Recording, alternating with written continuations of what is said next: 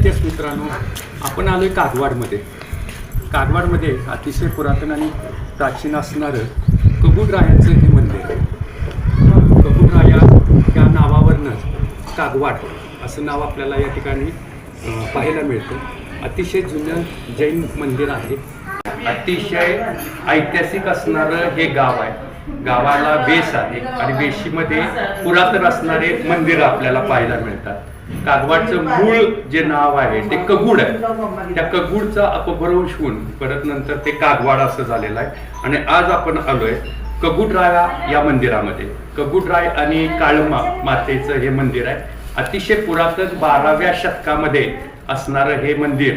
आपल्याला त्या मंदिराचे पूर्ण सगळा परिसर पाहायला मिळतोय बघा की हा बघितला तर जुना आपल्याला मंदिराचा परिसर दिसतोय. तर त्या ठिकाणी आलेला आहे आणि त्याच देवीला आणि देवाला नंतर धनेंद्र आणि पद्मावती माता असं नामकरण झालेलं आहे. या मंदिरामध्ये आपल्याला बघायला मिळतं की खालच्या भुयारामध्ये आपल्याला 2 मूर्ती बघायला मिळतात. अतिशय सुंदर आणि सुरेख आणि कोरी वाटणाऱ्या मूर्ती आहेत त्या. ह्या मूर्ती जैन धर्मियांचे असणारे पार्श्वनाथ भगवान यांची मूर्ती आहे आणि त्याच्याबरोबर खाली साधारणतः 25 ते 30 फूट भुयार आहे आणि त्या भुयारामध्ये आपल्याला शांतीनाथ महाराजांची मूर्ती, भगवानांची मूर्ती आपल्याला पाहायला मिळते. प्रत्येक मंदिरामध्ये रक्षक देवता असते. कालभैरवासारखी, मसोबासारखी रक्षक देवता असते. तसे या मंदिराला आपल्याला पाहायला मिळतं की ब्रह्मनाथ हे या मंदिराचे रक्षक देवता म्हणून आपल्याला पाहायला मिळते. सुंदर असणारी मूर्ती. आणि नंतर आपण पद्मावती मातेच्या मंदिरामध्ये प्रवेश करतोय.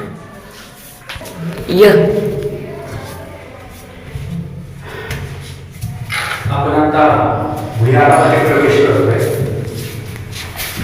हे रस्ता, त्यातून हे भुयार आणि बरोबर आपल्याला या ठिकाणी भगवान पार्श्वनाथ महाराज यांची मूर्ती, अतिशय सुबक सुंदर असणारी मूर्ती आपल्याला पाहायला मिळते.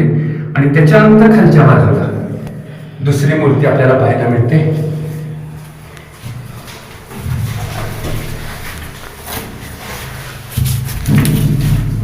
पूर्ण तळ आलेलं आहे, भुयारामध्ये आलेले आहे. आणि ही आहे भगवान शांतीनाथ भगवानांची मूर्ती.